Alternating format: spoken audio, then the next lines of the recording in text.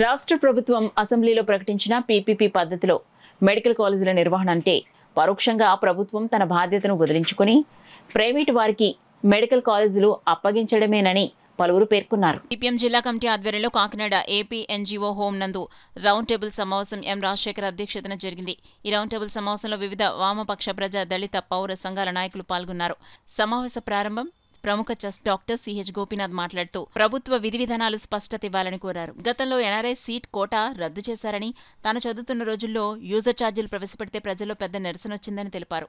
PPP మోడల్లో వైద్య విద్యార్థుల నుండి సీట్ ఫీజు నిమిత్తం ఎంత వసూలు చేస్తారు, వైద్య నిమిత్తం ప్రజల నుండి ఏమైనా వసూలు చేస్తారా అనేది తేటతెల్లం చేయాలని కోరారు. సిపిఐ ఎంఎల్ న్యూ డెమోక్రసీ జిల్లా కార్యదర్శి జె వెంకటేశ్వర్లు, లిబరేషన్ జిల్లా నాయకులు సిహెచ్ నాగేశ్వరరావు మాట్లాడుతూ కూటమి ప్రభుత్వం పెట్టుబడిదారీ ఆర్థిక విధానం అవలంబిస్తూ కార్పొరేట్లకు వైద్య విద్య తాకట్టు పెట్టడానికి పీపీపీ మోడల్ తీసుకొచ్చిందని, దీన్ని విరమించుకోవాలని డిమాండ్ చేశారు.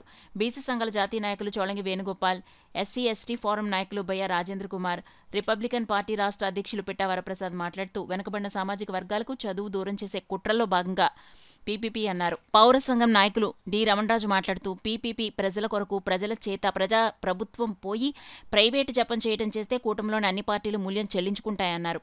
ఆర్టీఐ జేఏసీ నాయకులు పప్పు దుర్గా రమేష్, ఎంజేఎస్ నాయకులు హాసన్ షరీఫ్ మాట్లాడుతూ పేద మధ్యతరగతి విద్యార్థులు వైద్య చదువు చదవకుండా చేసే కుట్రలు కేంద్రం తీసుకొస్తే ఆకోవలేని రాష్ట్ర ప్రభుత్వం నడుస్తుందని తెలిపారు. ఎస్ఎఫ్ఐ జిల్లా కార్యదర్శి ఎం గంగా సూరిబాబు మాట్లాడుతూ విద్యార్థులు ఇప్పటికే ఇంటర్ నీట్ కోచింగ్కు 2-3 లక్షలు ఖర్చు పెడుతున్నారని, పీపీపీ మోడల్ వస్తే కోట్లు ఖర్చు చేయగల విద్యార్థులే వైద్య విద్య చదువుతారని, ఇది సమాజంలో సమాన అవకాశాలు దూరం చేయటమే అన్నారు.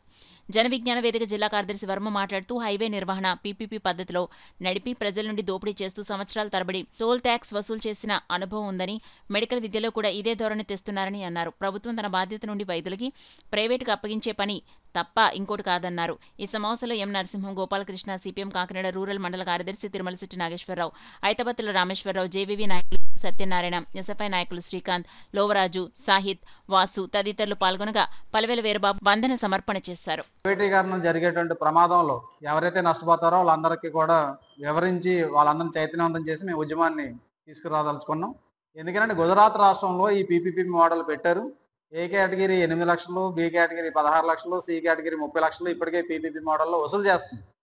కాబట్టి కేంద్ర ప్రభుత్వం ఇస్తున్నటువంటి మోడల్ని రాష్ట్ర ప్రభుత్వం ఈరోజు ఇక్కడ తీసుకొచ్చి మొత్తం ఈరోజు ఈ రాష్ట్రంలో ఉన్నటువంటి పేద మధ్యతరగతి ప్రజానీకం మెడికల్ విద్యకు దూరం చేసేటువంటి కుట్రలు జరుగుతూ ఉన్నాయి. రెండో పక్క ఈరోజు మెడికల్ వైద్యం అందించాల్సినటువంటి ప్రభుత్వం తన బాధ్యత నుంచి దూరం జరిగి అమెరికా లాంటి సిస్టమ్ తీసుకొచ్చే పద్ధతుల కోసం ముందుకు వస్తూ ఉంది. భవిష్యత్తులో ఈ రాష్ట్రంలో కూడా ఇన్సూరెన్స్ మీద ఆధారపడేటువంటి వైద్యాన్ని ఈ రాష్ట్ర ప్రభుత్వం తీసుకొచ్చేటువంటి కుట్రలో భాగంగానే ఈరోజు ఈ పీపీపీ మోడల్ వస్తూ ఉంది. అందుకని ప్రజానీకం అందరూ కూడా గమనించి ఈ విధానాలని వ్యతిరేకించాలని, అలాగే ఎవరైతే ఎంబీబీఎస్ కోసం చూస్తున్నటువంటి విద్యార్థులు ఉన్నారో విద్యార్థులు కానీ వాళ్ళ తల్లిదండ్రులు కానీ ఈ అన్నిటినీ ప్రభుత్వం తీసుకొచ్చిన పీపీపీ పద్ధతిని పరిశీలించి అర్థం చేసుకుని ఈ విధానాన్ని వ్యతిరేకిస్తూ ముందుకు రావాలని చెప్పి భవిష్యత్తు కార్యాచరణలో ఈరోజు రౌండ్ టేబుల్ సమావేశం తీసుకున్నటువంటి భవిష్యత్తు కార్యాచరణలో ప్రజలందరూ కలిసి రావాలని చెప్పి విజ్ఞప్తి చేస్తున్నాం. ఈ రోజున ప్రభుత్వ ఆసుపత్రిలో డాక్టర్ చేయబట్టుకు చూడటం తప్ప అన్ని పరీక్షలు బయటకు వెళ్ళి వేల రూపాయల్లో చేయించుకోవాల్సిన దుస్థితి వచ్చింది. రేపొద్దున భవిష్యత్తులో కూడా ఈ యొక్క ప్రభుత్వ వైద్య విద్యని ప్రైవేటీకరణ దిశలో పెట్టినట్లయితే రాబోయేటువంటి కాలంలో ఇక పూర్తిగా 100% వ్యాపార దృక్పథం అవుతుంది తప్ప ప్రభుత్వ ఆధీనంలో ఉండదు. గతంలో కరోనా వచ్చినప్పుడు మనం చూసాం, ప్రభుత్వ విద్య ప్రజలకు అందిందా, ప్రైవేటు వైద్యం ప్రజలకు అందిందా? మరి ప్రపంచంలో ప్రభుత్వ వైద్యం అజమాయిషి ప్రభుత్వం చేతిలో ఎక్కడైతే ఉందో అక్కడే మరణాల రేటు తగ్గింది. కాబట్టి భవిష్యత్తులో అనేకమైనటువంటి అనారోగ్య సునామీలు ఉంటాయి. కాబట్టి ప్రభుత్వ విద్యను కానీ, ప్రభుత్వ వైద్యాన్ని కానీ, ప్రభుత్వ ఆసుపత్రులు కానీ 100% కూడా ప్రభుత్వ అజమాయిషిలోనే నడిపించాలి.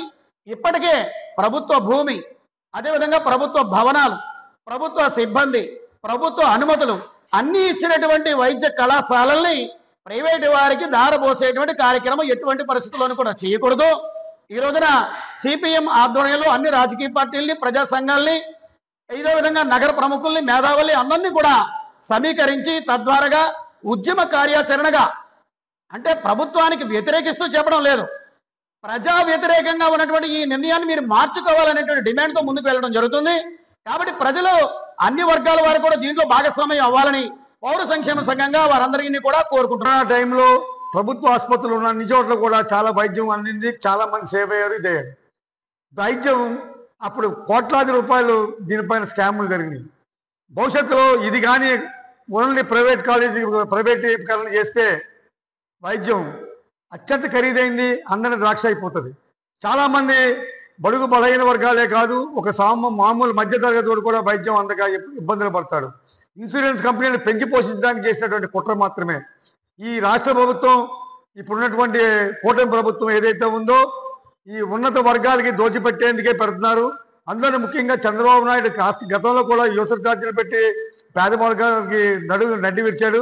ఇప్పుడు మళ్ళీ ఆయన ఎక్కడున్నా సరే డబ్బున్నటువంటి ఎవరైతే దోపిడీదారులు ఉన్నారో అటువంటి దోపిడీదారులు దొరబాబే మన చంద్రబాబు.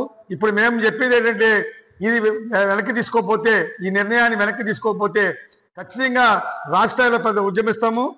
మళ్ళీ గత ప్రభుత్వం ఎట్లాగైతే ఇదైందో అలాగే పడిపోయే పరిస్థితి ఉంది. కాబట్టి విద్యుత్తో ఈ కూటమి ప్రభుత్వం ఆలోచించాలి, దీన్ని వెంటనే రద్దుపరచాలి ఈ ఆలోచనని అని చెప్పి మేము డిమాండ్ చేస్తాం. చొల్లంగి వేణుగోపాల్, జాతీయ బీసీ సంక్షేమ సంఘం. ఏ సంస్థ కూడా దాని సరైనటువంటి అభివృద్ధిలోకి రాలేదు. ముఖ్యంగా మరిన్ని సమస్యలు తెచ్చిపెట్టింది. ముఖ్యంగా ప్రభుత్వ రంగంలో నడుస్తున్నటువంటి బిఎస్ఎన్ఎల్ కూడా చూసాం. బిఎస్ఎన్ఎల్ చాలా ఇబ్బందులు ఉన్నాయి అని చెప్పేసి ప్రైవేటు టెలికాం సంస్థలు తీసుకొచ్చారు. అత్యంత కారు చౌకగా ఉన్నటువంటి బిఎస్ఎన్ఎల్లో దాన్ని మూతేసే పరిస్థితి వచ్చినప్పటికీ ఈ ప్రైవేటు వ్యక్తి జియో పేరు చెప్పి మరో పేరు చెప్పి ఉచితం అని అలవాటు చేసిన తర్వాత ప్రజలందరూ కూడా బిఎస్ఎన్ఎల్ పక్కన పెట్టి ఈ ప్రైవేట్ ఛానల్లోకి వచ్చిన తర్వాత దీన్ని ప్రజలకు అందనంత విధిగా ప్రజలకు ఒక రకమైనటువంటి సెల్ ఫోన్లకు అలవాటు పడ్డ తర్వాత వాళ్ళు చెప్పిన రేటుకే రీఛార్జ్ చేయించుకునేటువంటి దౌర్భాగ్య పరిస్థితిని ఈ రోజు టెలికాం రంగం తీసుకొచ్చింది.